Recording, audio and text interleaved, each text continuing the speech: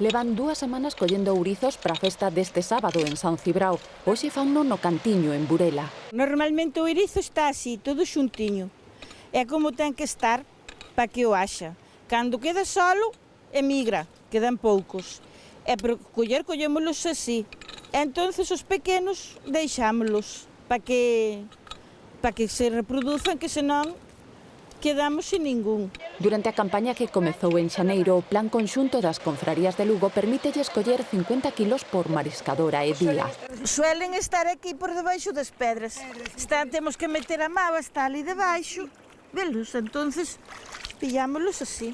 Cando chegan ao tope de captura, enchen media dúcia de sacos. A marea é a que decide. Canto máis hai que meterse, pois claro, son máis difíciles de coller. E se está o mar malo, pois claro, muchísimo máis.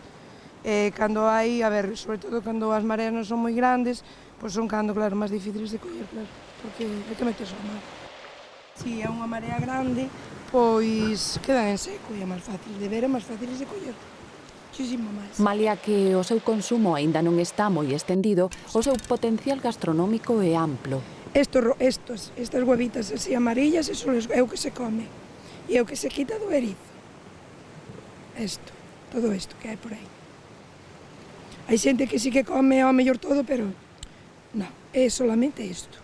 Pois elabórase de muchísimas maneiras. Zamburiños con erizo, filloas con erizo, pois sí, pero muchísimos platos con erizo.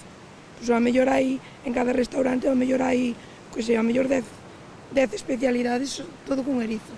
A ver, a mí como me gustan é comelo crudo. Esta é unha femia, porque é moito máis blanca. Normalmente o macho é moito máis rojo. Bueno, oreja. Como está? Está buenísimo.